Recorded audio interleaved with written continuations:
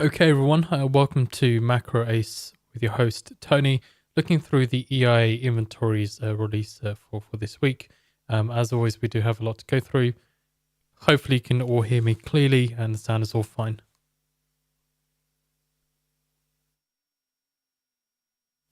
So let's go through some of the major bits then and go through what it is. So EIA inventories. So what is it? So what it does, it represents the weekly change in crude, gas, and distillate inventories. Transportation is mainly affected, of course, with companies transporting goods to different countries and different areas in the nation. Exports and imports are likely affected by the price of crude oil. So it also, off the back of that too. So what it can also do is affect the consumer prices for a number of products. So when we're looking at the inflation report, crude oil data that we get on a weekly basis, if we see a continuation in a rise, let's say of a draw or a build in inventories, that can have an eventual effect when we look at the PPI reports for the US and other nations, and that can then be passed on to consumers as well. So just to be aware of what the crude oil inventories or the EIA inventories release is all about. So you should, that's just the basic way to understand what it is. Also, why is it a release to watch? Well, the main reason is that it can be quite volatile, where you can have seen in the past where you can get upwards of up to a $2 move. So that's one reason. Again, so it's a volatile trade, particularly when sentiment isn't that strong, and the markets are in a normal situation and there isn't too much affecting the markets overall.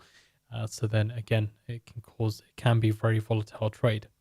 So how does it affect the markets then? So the key thing to remember in the basic way to understand the EIA inventories release is that when more oil is added, then that is negative for oil, or when there is a build in inventories. And when there is less oil added, or when there is a draw in inventories, that's more positive. So you've got to think about when, of course, the more oil that there is supplied to the markets, the cheaper that makes the price of oil because there is less demand for it. Hence, if you do see a bigger build in inventories, you have seen in the past a negative reaction from crude oil, and then vice versa. When there is less oil available in the markets, but there is a high demand for it, that pushes up the price of crude oil. And also, you've got to think about the other areas too, so gasoline, distillate. Those other bits of information can also help add to upward pressure in the crude oil market when we do get the release. So the triggers then. So according to economists, so they see a high of minus 0.9 million with a low of minus 4.1 million. Also, gasoline has a high estimate of forecast of 3.5 million with a low estimate of minus 1 million. And then distillate with a high of 3.5 million with a low of minus 0.8 million. So that's the deviations that's the actual figures that economists are looking at to see either strong upward or downward pressure in the crude oil markets. So of course, the median survey from economists, they see crude oil inventories showing a build today at minus 2.5 million, compared to the prior of minus 5.068 million. Gasoline also to show a build as well in inventories data at 0.8 million with a forecast and a prior of minus 0.711 million. And then the distillate inventories also showing or expecting a build in inventories too at 0.6 million with a prior of minus 0.530 million. So overall, economists are expecting a build in inventories, and also that translates to their highest estimated forecast as well. So looking for around a 1.5 million deviation according to economists for the headline figure for the crude oil inventories data. So I think also when we look at the deviations ourselves and how the markets have reacted recently, that will also more or less similar to what we're looking for as well.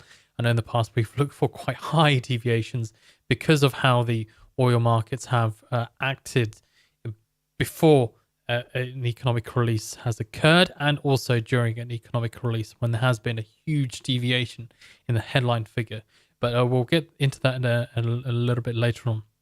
Also, bearing in mind, if you are a subscriber to the Macro Ace mailing list, all those deviation figures that we'll be going through later on would be posted in that Sunday email that I will be that I always provide every Sunday for you guys to have a look at in a bit more detail and a bit more depth. FXpert says, can you post these as podcasts as a podcast on Spotify? Could be an idea.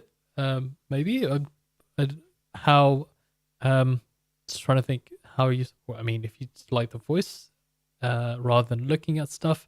I don't know how you'll find that useful, or maybe if you do have a use for that, then do let me know, and that's something that I could consider looking at.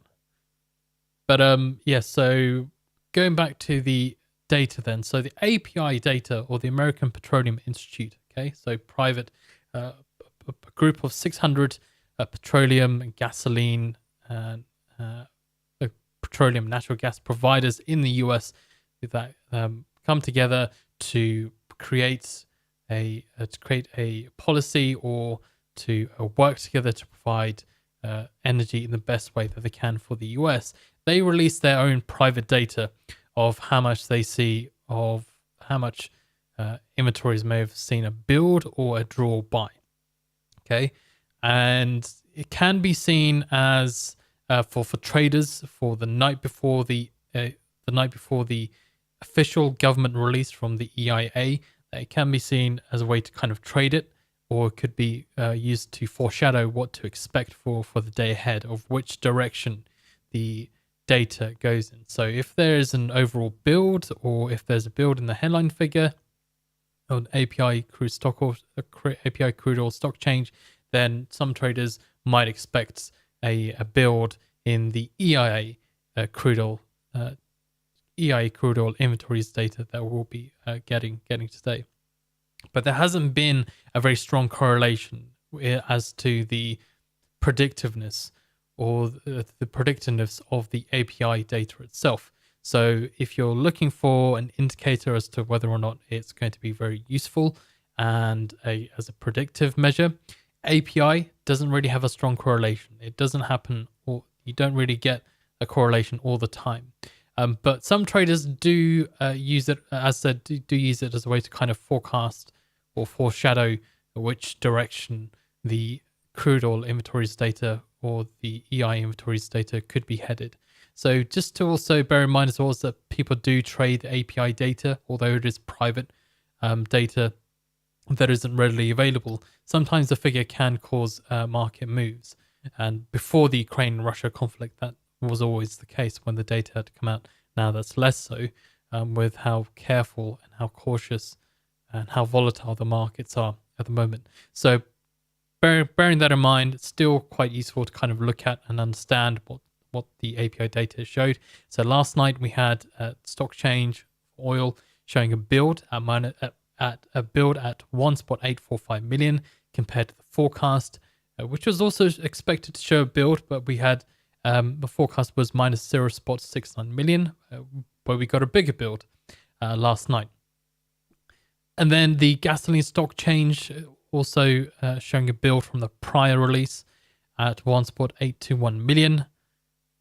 And then distilled stock change, also a build in inventories 2, or stock change data 2 at 3.376 million compared to the prior of 0.858 million. So overall, there's a build in the crude oil. Overall, there was a build in the data we had received last night, but the markets didn't really react to it at all. We had seen that oil was pushing up towards that $120 barrel, which is currently around the area at the moment now. So it didn't really, that release didn't really do anything. Traders shrugged off the data. So then looking at the data then for or deviations of what to expect and what we've seen in the past as well. So I think this week we're going to be changing up our expectations then and our own deviations of what we're looking for to see, or our own triggers, what to kind of expect when we do get the EI inventories data. So last week we had seen that crude has shown about a 3 million deviation compared to the forecast figure. With the actual data, it came out at minus 5.068 million. And off the back of that, overall the data had shown data was very positive, or quite positive, or where we had seen there was an overall draw in inventories. So what we had seen from WTI crude oil, there was about 87 ticks towards the upside, and then after about 10 minutes, and that's what the bracket represents. If you are looking, and when you do receive that in the mailing list, if you're kind of confused as to what the brackets mean, that's just showing you 10 minutes after the release. So it was what we had seen, that crude oil, WTI crude oil was up about by 96 ticks, or 96 cents. So nearly $1 move after about 10 minutes of trading the release. And that was, again, of data showing a draw overall. All the data showing a draw. So I think for ourselves, and I know in the past I have looked at when sentiment has been quite strong, the markets have seen a strong upward movement, or maybe when there's been days where oil's been up, crude oil has been up by about nearly 2%. I've looked for a higher deviation on the forecast of about 8 million of a deviation on the headline data itself. But in the past, what we have seen, so on April 13th, so from then on, when we had received at least an 8 million deviation, we had seen a stronger movement from WTI crude oil. But I think now that things are settling down a little bit, we'll go through some of the sentiment. I think the key thing, what will be, although there is a mixed reaction, I think instead of looking for an 8 million deviation on the headline figure, which is quite huge, I know, of course, but previous market reactions as we'd seen there didn't really see a strong movement. I think from last week and how the markets are playing at the moment and what the economists are expecting, I think we'll be looking for at least, instead of an 8 million, I think we'll be looking for at least around 3 million to 3.5 million deviation on the headline figure. But I'd want to see the other two bits of data also showing a draw in inventories as well, to show if I was looking if potentially we're looking to buy in to WTI crude oil, I would expect, that's what I said. So at least that's what I mean when I'm looking for at least a 5 million deviation from the headline figure, and then the other bits of data to support that. If you're looking for WTI crude oil to see a movement towards the upside. And on the flip side, for a build in inventories, I'd look for the same as well. So I'd look for a 5 million deviation on the headline figure and the other two bits of data to show that show the movement in the same direction as well. And we'll see how that kind of plays out. As I said, instead of going for about 8 million, we're going down to about 5 million with the other bits of data. But if one thing to bear in mind as well with crude oil inventories data and the EI inventories release is that sometimes when you do get data that is mixed, i.e. where you see the headline figure is showing a build, but the other two bits of data show a draw, sometimes the reaction isn't that strong. So what we have seen in the past where if we have a look, let's say here on the 11th of May, when we had seen a big old deviation there, when the data was quite mixed, we had seen about 46 ticks down, and then on the same candle, that's what I mean when I say down and then up, that's on one candle, the first candle, we'd seen about 46 ticks down and then about 28 ticks up, and then after about 10 minutes of trading, we'd seen about 105 ticks towards the upside, even though there's a big old draw. So that's just one thing to be aware of. If we do get a mix of data, then expect a bit more confusion in the markets, where you might get a whipsawing on the first candle, and there may not be clear direction cemented until after the first first 5 minutes or first 10 minutes or so of the data being released. But let's just I think I want to just experiment with, as said, keeping our deviation smaller this time round, to see how that kind of reacts in the market. Considering last week there was about 3 million deviation, it isn't enough for me to say, okay, we'll look for 3 million deviation on the headline figure and the other bits of data to support it. That's only 1 week of data that we've seen. To 1 week of data that we've seen. So we need a bit more data before we say, okay, maybe a smaller deviation is required to see the headline, see a strong reaction from the markets. Hopefully that makes sense. So 5 million deviation from the headline focus is what we're looking for, and the other bits of data to support that direction, either whether it's a build or a draw. Okay. If we do get mixed data, expect more of a mixed reaction on the candle. But let's kind of wait and see what happens. So then, views. So last week we had the OPEC decision. Okay. Now the OPEC decision was to increase oil output by 640,000 barrels, 640,000 barrels per day, which is one thing that had kind of surprised the markets. And when the headline did come out, now a couple of days prior to that, you had you had the Saudis, according to the Wall Street Journal, according to them citing sources, that they would be willing to help support the Russians with their loss in oil production if there's less demand for the oil. And off of the back of that, we had seen that WTI crude oil had seen a massive hit.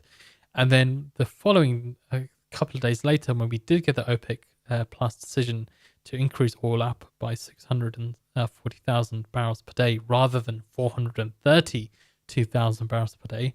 So the initial reaction, we had seen a bit of a move towards the downside, and then this big old move towards the upside instead.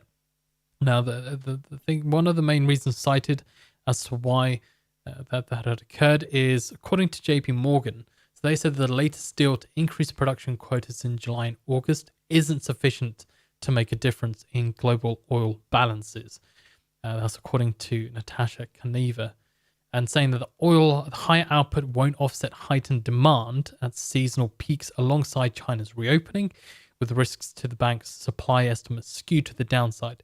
So they maintained the estimate last week, with Brent forecasted at $114 a barrel for the second quarter, and seeing prices averaging $104 a barrel this year. So they had said that the reason why that there was this upward movement or shoot up on WTI crude oil after the news was because it wasn't seen as enough. Goldman Sachs, now they also said that the latest decision translates to about 200,000 barrels per day in summer output volumes or extra, whilst Russia keeps its quoted share and others lag behind the target. So the deal doesn't represent high output levels for later this year, but production is what it simply shows that production simply brought forward from September is when they were expecting to, instead of saying August and September is when they would start to raise production. They instead have said July and August to raise production. So they continue to see downside risks to the OPEC plus supply expectations in the second half of the year, and they keep their forecast of around $125 a barrel in the second half for Brent. So I think, again, the key thing that's just coming through is that because the oil production increase wasn't enough or sufficient enough of an increase, and all they're doing is bringing forward the timeline, that still was enough for the markets. So that's one thing to bear in mind as to why there was some upward pressure in the oil markets after that headline. So what's driving sentiment as well? So China COVID easing. So Chinese had said that on the weekend, that on Monday they would ease restrictions, and that had also that helped propel oil prices further. Of course, Chinese being a big consumer of crude oil, that's quite key and quite a key market for not only Russia but also other OPEC plus and OPEC producers too. So again, China COVID easing had added to some positive sentiment for crude oil. You had the Saudi price hike as well. So this is the quite interesting thing with the OSP, or the official selling price that the Saudis had done. So they had decided to increase the boost oil prices or boost their prices for Asia to $6.50 a barrel for July, and that's around $2 increase from what they had previously. And then they also boosted oil prices for northwestern Europe as well, and the Mediterranean. And whereas they kept the US oil prices for light crude oil at the same, at around quite unchanged from the prior levels that they had set. But the reason why they boosted oil output is because of the easing that there was in China COVID restrictions, and that they were seeing a increase in demand from China to buy crude oil and energy from their OPEC members.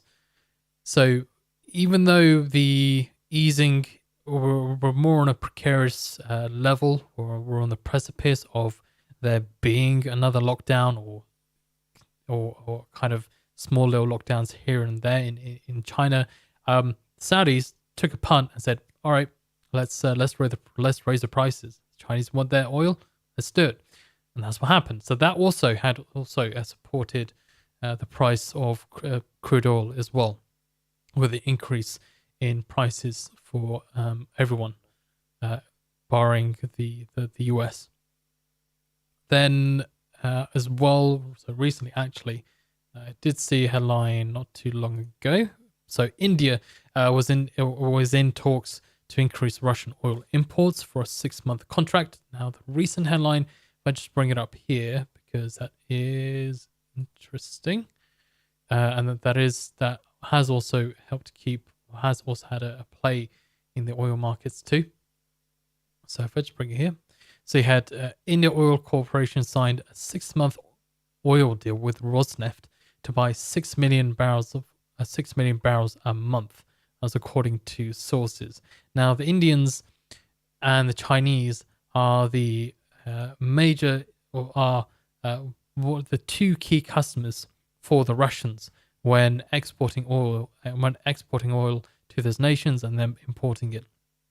So the Indians were looking, first of all, they're looking for cheaper oil prices with about a $35 discount on crude from Russia.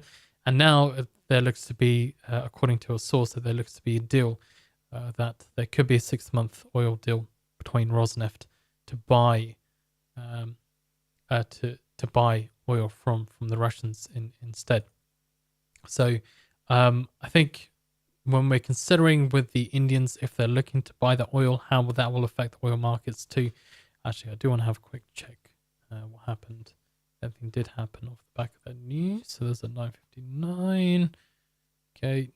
And you saw some further movement towards the downside. Didn't really see a big reaction there from the markets. But usually what would happen is, if that is true, that is going ahead with that the Indians are going to buy oil from Russia, then what that could mean is that actually the price of oil could see a bit of movement towards the upside instead, if there's more demand, okay, for oil from India. Bearing in mind, India's oil imports, if we're talking about percentage-wise from Russia, represents about 10%, about 15%, or about 10 to 15% of imports to India. So it isn't. It is large, but it isn't as big as compared to the other areas that they import oil from.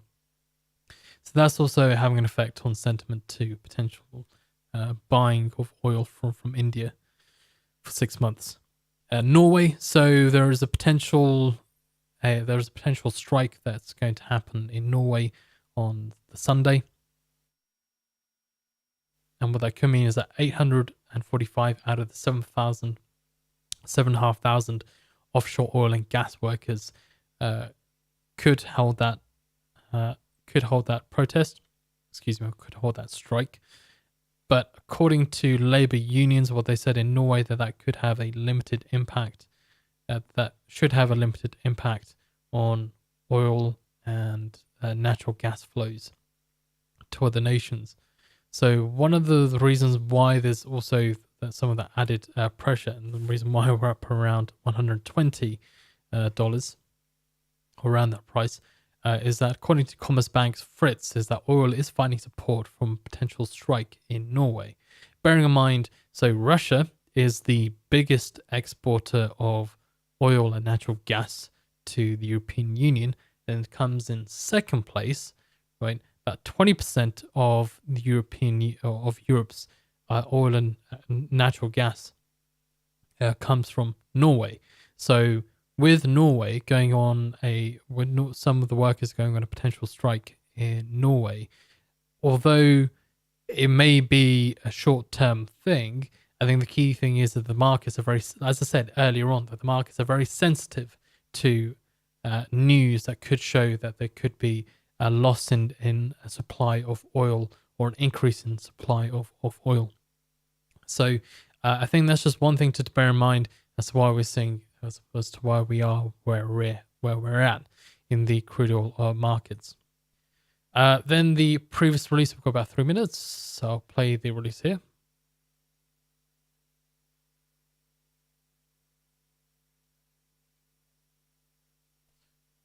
Okay, so about 2 seconds before the release there.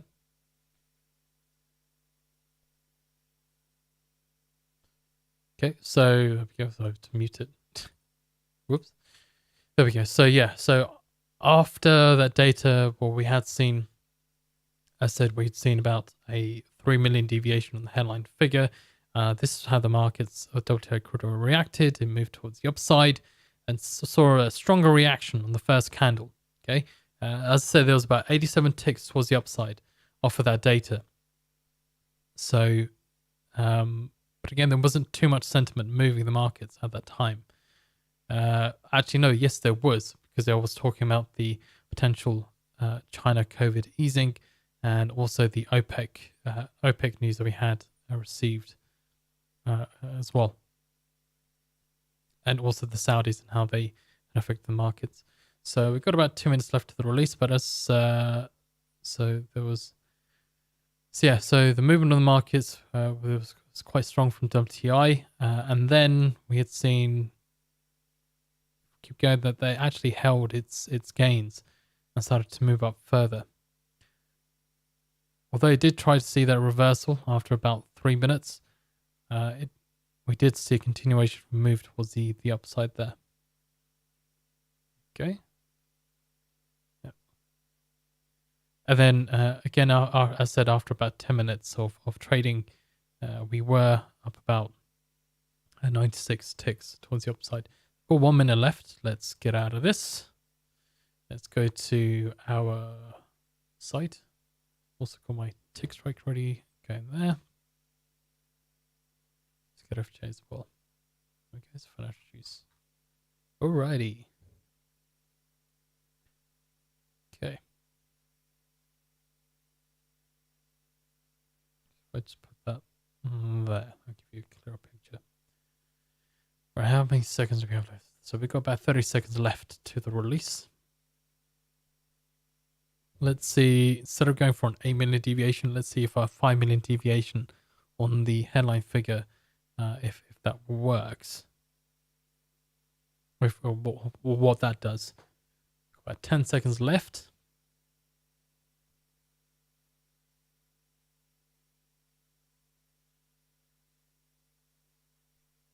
Okay, 2.025 million, 2.025 million. That's a build on the forecast of minus 2.5 million. EI gasoline inventories minus 0.812 million, minus 0.812 million. That's a draw on the forecast of 0.8 million. EI distillate inventories 2.592 million, 2.592 million. That's also a build on the forecast of 0.6 million. Okay, let's do some quick number crunching here. I want to get that done. So, of course, we can see WTI crude oil seeing some movement towards the upside there off the back of that data.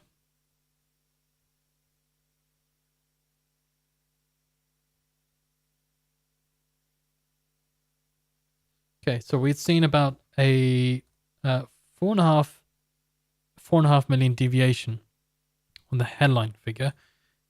Gasoline, let's check that too. What was the deviation on that?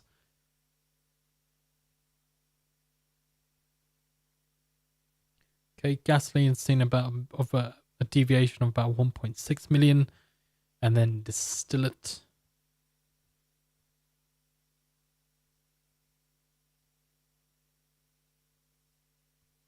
And distillate had shown a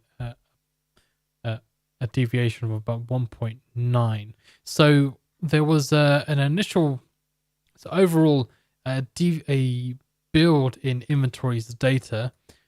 Data is a bit more mixed. That's why I think we can see a bit more choppiness in the markets here, or in WTI crude oil here. But overall, there was a build and inventories data. Yeah, so it doesn't look like although there is a bit more volatility creeping in with the release. God, this is choppy. This is not nice.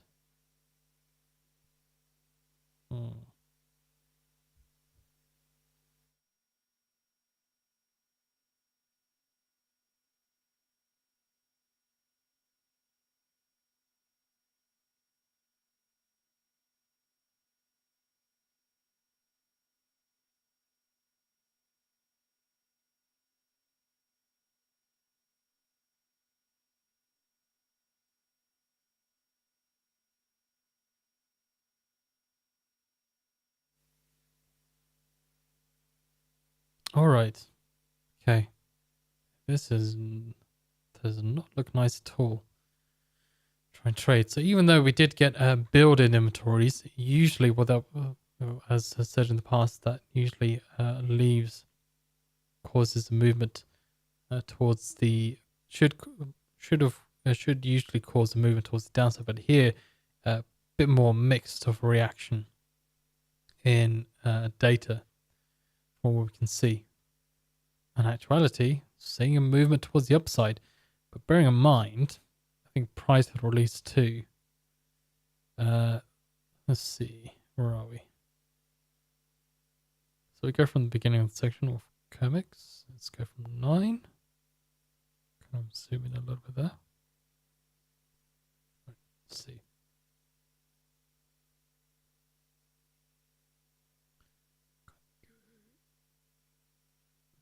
Release. Okay, so we were about percent down there.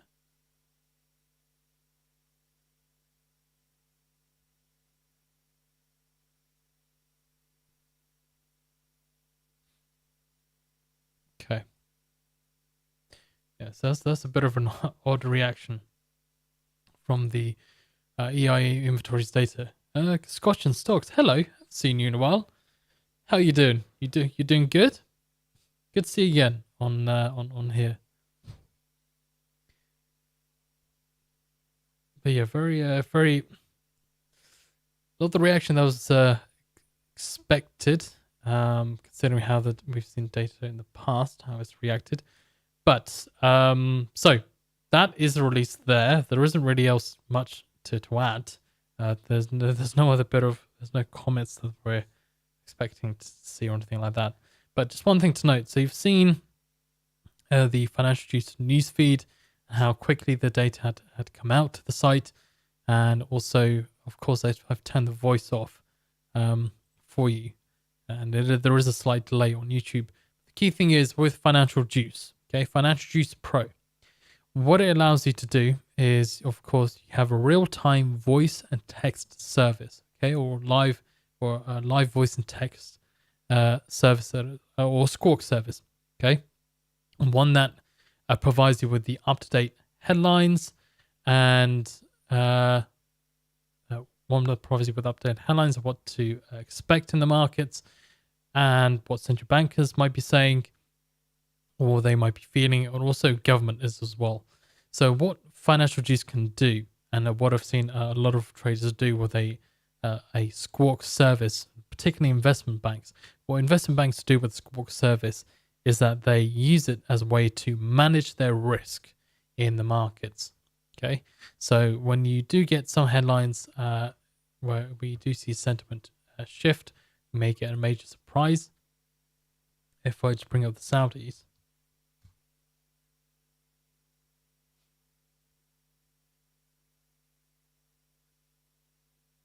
Okay.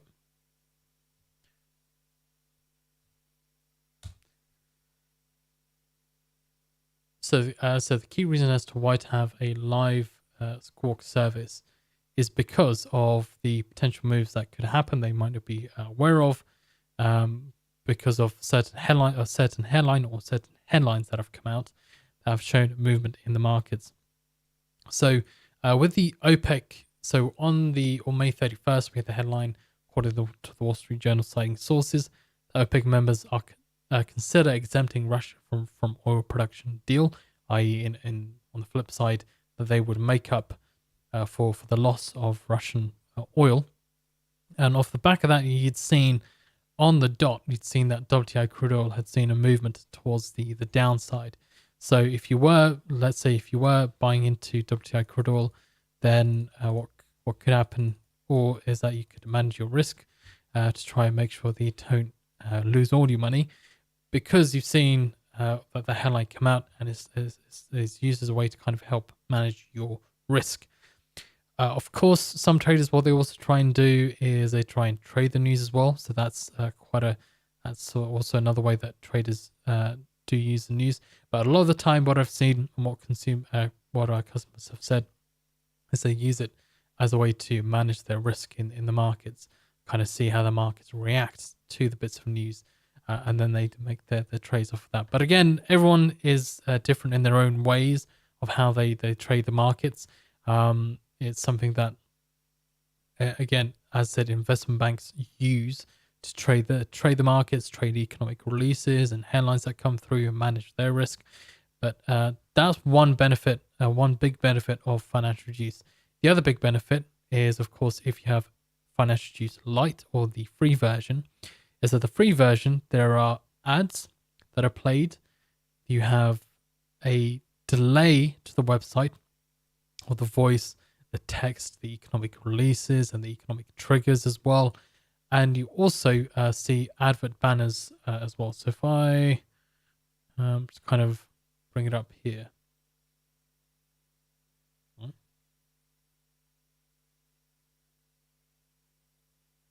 Okay.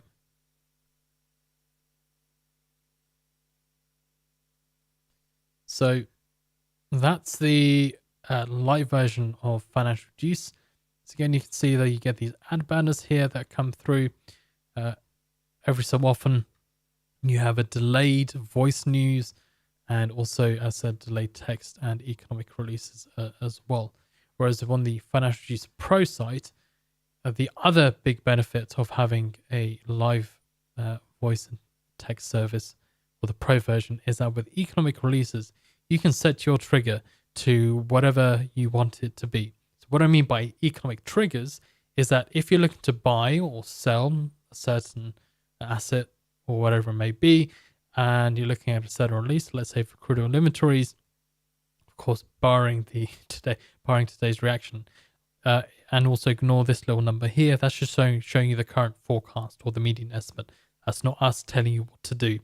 If you can put in your own triggers and so on to say, buy if crude oil inventories shows, I don't know, minus 7 million if it shows, if the figure comes out minus 7 million. Okay. And then what you can do is you can save that, and then let's just put, you can save that, and then what it'll do is when the release comes out, as soon as the release comes out, basically on the dot, you see a buy or sell signal here that you've set yourself. Okay, again, not something that we've set, something that you guys set yourself, and it will appear there in real time. Whereas on the live version, that'll be delayed as well, alongside the data being delayed. So that's the benefit of having a live voice and text feed or a Squawk service to use to be able to manage your own risk and also trades as well. So I'll put the link in the chat here. Got a little question. FX Bears. FX Bears says, but the numbers are good. That's why it's bullish, right? So overall, so now, so this is the key thing to remember is that for positive reaction from WTI crude oil, usually you'd expect a draw in inventories. So you'd expect a smaller figure, right? Rather than a bigger figure. So if you get a bigger figure like we had today, you would expect WTI crude oil to see a movement towards the downside instead. Okay, if there's more oil being released into the markets, then there is usually less demand for it. And what it normally does is it brings down the price of that of WTI crude oil, as we'd seen in previous market reactions. On the flip side, if there's a draw in inventories, or if we get a actually no, I think I did just explain that. I was about to repeat myself again. Quick little check for myself. But yes, so that's Financial Use Pro. You can get a 7-day free trial of Financial Use Pro. Have a little play around with it, get to grips with it, understand it, and what it means, and how you can use it yourself. I said a lot of traders try to manage their trades and or try to trade releases or headlines as well. So that's Financial Use Pro. Then Tick Strike is what you saw going off here. So what Tick Strike does is it allows you to listen to order flow. Okay, the amount of buying or selling that happens within the market, or the momentum, is the easiest way to kind of think about it. How strong is the momentum on the sell side or buy side, right? So crude oil, what I've got here, I have my Tick Strike ticker here for crude oil inventory, for crude oil inventories with crude oil here, and I've what it was showing me is that there was some when buying was increasing, or there was an increase in buying, then Tick Strike was going off towards the upside with we were showing. Of course, you can change whatever color you want it to be. I've just chose blue to show when it's positive and red to show when it's negative. What it's showing me here is that when there is a bit of selling going on, as we can currently see at the moment, then that will show me how much momentum that there is kind of behind that selling. So, although how much momentum that there is overall. So if you continue to see a lot of selling going on in the markets or the asset, it could show you, maybe that the momentum is quite strong in that direction. But again, traders use it in a different way. But a key thing to know is that it represents order flow via visually and audibly. At the moment, I have it turned off for the audio. For those who are constantly hearing going off, I do have it set to 1. But I do have my other tickers. If I can drag it over. There we go. I do have my other tickers here as well. So, of course, if you're seeing that so when there was some selling going on, Tick Strike had gone off there. When there is, if you don't want to see like constant changes in Tick Strike and you want to see strong amounts of movement or momentum in the markets, what you can do with Tick Strike is you can increase the level of sensitivity. So at the moment, it's at level 1, which is the most sensitive. So when there's a little bit of a pop or in either direction or a bit of downside movement, then Tick Strike will go off. And as it's doing now, we'll show you that there. So what I can do is if I want to see really strong momentum and I can increase the sensitivity all the way to 15. Excuse me, decrease the sensitivity all the way to 15. 15 is the least sensitive. So when there's actually a big amount of movement or momentum in the market or asset, only then will tick strike go off for me and show me visually and audibly that there is either buying or selling going on. So even though at the moment we can see there is some buying going on here, maybe that momentum isn't strong enough for myself to be able to jump in to a trade or manage my to manage a trade that is currently going on. But again, so we'll see where it is. Only as said. Okay, so increase there. Do have 15. That's quite a bit of a movement. So if I actually decrease it, let's see, good around. Let's stick it at 7. But yes, so imagine you're in the trading pit, and all the guys and gals are about to shout when the market opens to buy, sell, buy this asset, buy it at 120, buy 120 shares of this or 9 shares of this. That sound is translated into here. So again, that's another way to kind of think of what tick strike is and what it does. Okay, it translates that order flow into a visual and audible alert for you here. So if I push this up, let's see, probably get to 15. Now they've got a 15. Let's see if tick strike does go off. May not do. Okay, but that is there for you. So there are different asset classes that are represented, okay, and different areas that you can use tick strike in.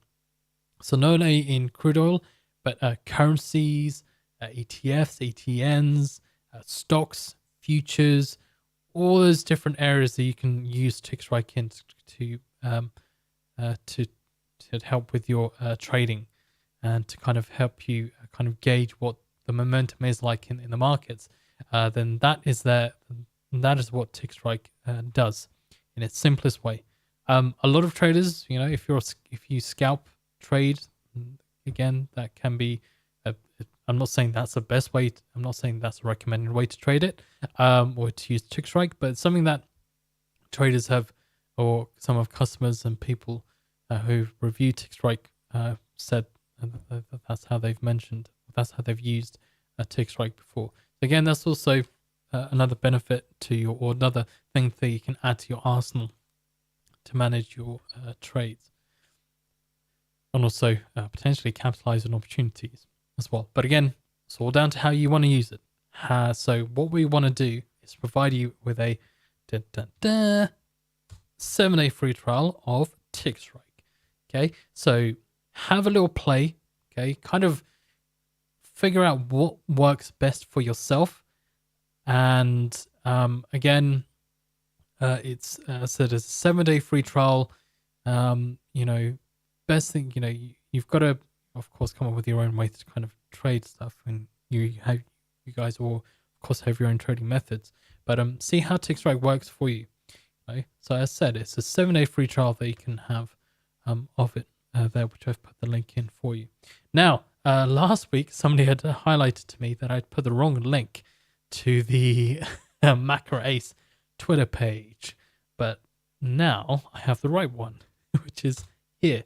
So if you do like this content, don't forget to like and share this video, and also subscribe to the channel, but also follow us on Twitter as well. I do put some little bits of reviews as to maybe if there has been a big market reaction or big bit of news, how the markets have reacted to it, and what it could mean. And then also posting out the video links of the upcoming videos as well on the Twitter feed. But if you're subscribed to our mailing list, every Sunday, what you get, okay, that's a link there for the Macro's mailing list. Every Sunday, I'll be putting out the week ahead of what to expect of releases, of what we will be covering, what to expect news-wise of what we've seen, some of the bits of the news the week before. I'll also be providing the news from the weekend of what's been said. Of course, news doesn't sleep. It's 24/7, baby. So I'll be providing a little wrap-up of the weekend news.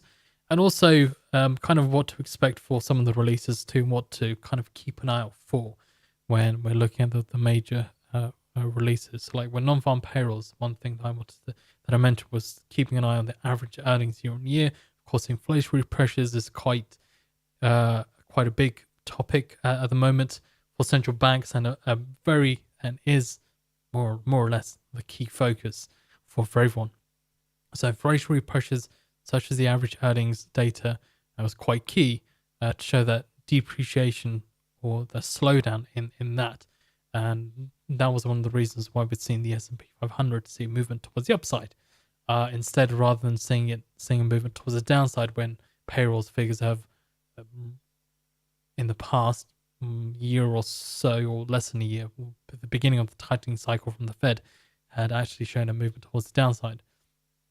But those sort of like little things, okay? Little things I like to add and give to you guys a bit of information to be aware of, is what I provide for you in that week ahead prep. So there's one email, okay? So this video, I'll be compiling together into a playlist on YouTube rather than sending individual videos. I don't think that's useful. It's a bit spammy.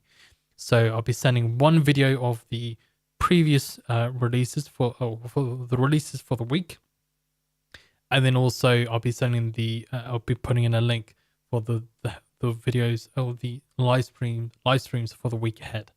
Okay. But yes, so other than that, that is it from me from Macro Ace with Tony. It was, as I said, a bit of a wasn't the normal reaction that we usually get from Crude Oil Inventories data, or EIA Inventories data, although we did see whipsawing in that initial candle. More or less, I think now let's try and probably, yeah, so just moving towards the upside after that at the open of NYMEX, dropping all the way down to here, and then now moving back towards the upside. And that there isn't really anything else to kind of go through. Thank you very much for jumping on board. Do let me know if you do have any questions for the releases, or any ideas you want to throw at me to improve the service that we're providing for you, to make it better for you, more informative. But for now, thank you very much. Take care and goodbye.